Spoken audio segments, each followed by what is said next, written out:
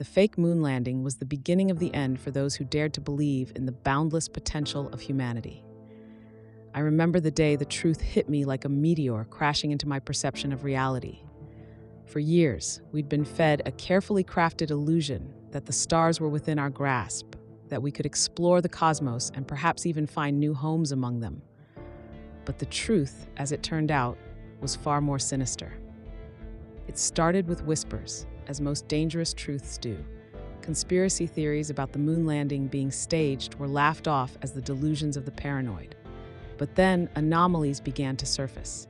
People who questioned too loudly found themselves mysteriously silenced, their lives erased as if they'd never existed.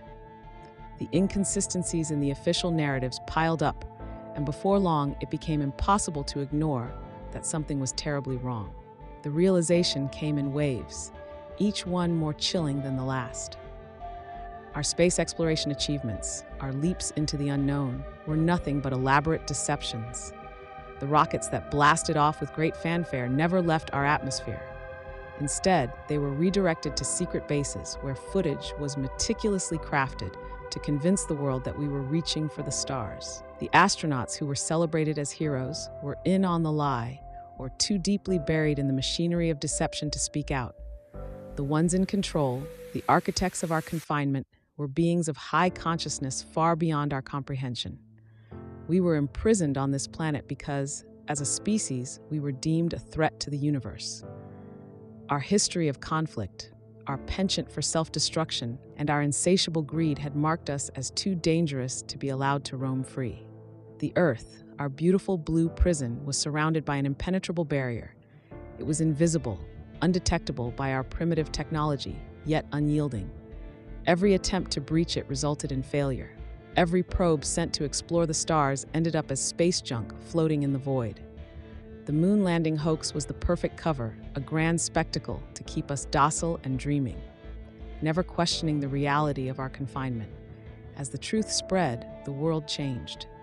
Some refused to believe, clinging to the comforting lies of progress and exploration. Others descended into despair, unable to cope with the revelation that we were trapped, watched over by unseen wardens. Yet, a growing number of us began to see this not as an end, but as a beginning. Some among us wanted to change the world, to stop the wars, and to become conscious beings worthy of the universe. These individuals sought to elevate humanity, to prove that we could be better, that we could learn and grow beyond our violent past. But others, driven by greed and the lust for power, sought to control everything, our freedoms, our minds, our very souls. It was this struggle, this internal conflict among our kind, that kept us doomed to our fate. Desperation bred a new kind of unity among us. In the shadows, we formed secret alliances, communicating in coded whispers and hidden messages. We knew the risks, but we also knew that if we were to escape, it would require more than just a change in our technology. It would require a change in ourselves. The fake moon landing had been the beginning of the end for the illusion, but it was also the start of our awakening. We were a threat to the universe, yes, but now we had a chance to become something greater, to transform our prison into a crucible for a new, resilient humanity. The journey would be long and fraught with peril, but we were ready to face it. Together, we would find a way to break free from our invisible chains and finally reach for the stars. But the darkness around us was deep, and the path to our liberation was lined with shadows. As we moved forward, we knew that the cost of freedom might be more than we could bear. Yet, in the face of such overwhelming odds, we had no choice but to fight, to strive, and to hope that one day we would break the chains that bound us and cast our gaze once more to the stars. But as long as those who crave power and control walk among us, we remain our own worst enemies.